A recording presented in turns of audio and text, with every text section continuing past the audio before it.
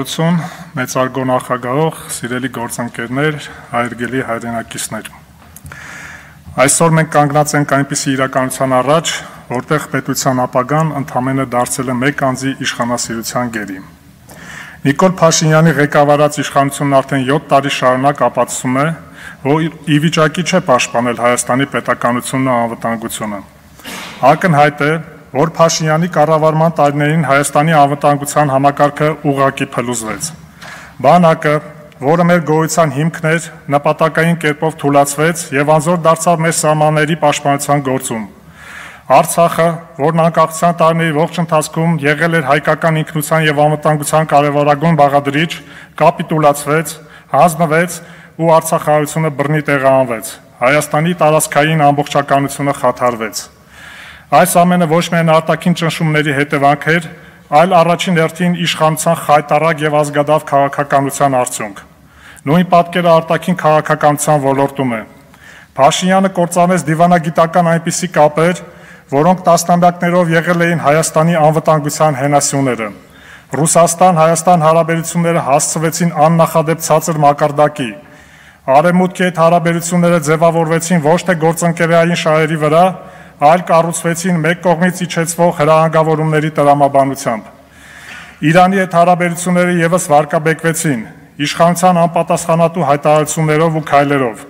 Ժամանակի ընթացքում փաստացի ռեգիոնում Հայաստանը մնաց մենակ, որպես բոլոր բևեռների կողմից անհասկանալի եւ անվստահելի երկիր։ Սա արտաքին քաղաքականության ամենամեծ ձախողումն էր։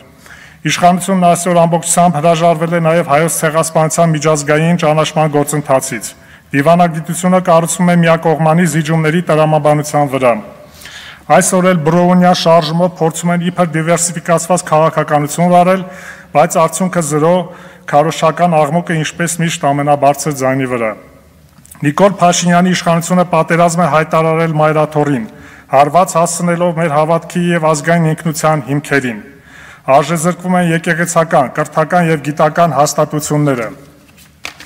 Պետության մնացյալ ինստիտուտները եւս դարձել են բացառապես մեկ անձի ծառայության գործիք։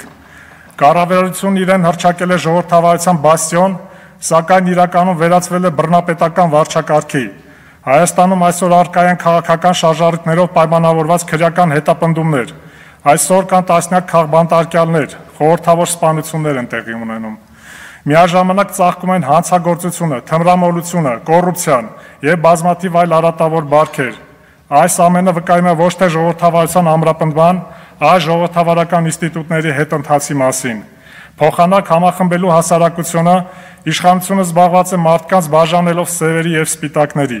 Կեղծ օրակարգերով ձևավորվում է ներհասարակական թշնամանք, խորացվում է հասարակության բևեռացումը։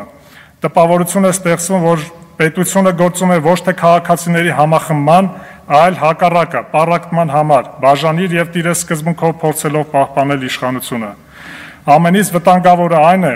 որ Փաշինյանը ոչ միայն անընդհատ կորուստներ է բերում, այլ հոգեբանորեն կոտրում է ժողովրդի ողնաշարը, անընդհատ քարոզելով պարտվողականություն, զիջումներ, անկարողություն։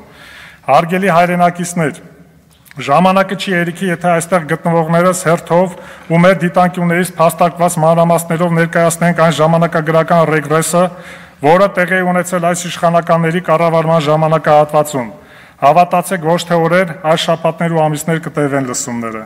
Բայց մեկ բան ակնհայտ է. Փաշինյանին այլևս չի կարելի վստահել պետության ղեկը։ Նա ձախողել է ամեն ինչ՝ մեր անվտանգությունը, մեր արտաքին քաղաքականությունը, մեր ազգային ինստիտուտները, մեր հասարակության միասնականության գաղափարը։ Ուստի այսօր արդեն խոսքը ոչ թե քաղաքական նախասիրությունների մասին է, այլ պետական գոյատևման հարցի։ Պետք է միասնական ջանքեր գործադրել, փորձել մեկ ճակատով հանդես գալ, միավորվել իշխանափոխության այս պահին ամենաիրատեսական եղանակի վարչապետին անվստահություն հայտնելու գործընթացի շուրջ եւ ազատել Հայաստանն այս իշխանությունից։ Շնորհակալ եմ։ Շնորհակալություն, պարոն Խաչատրյան։ Հաջորդ ելույթի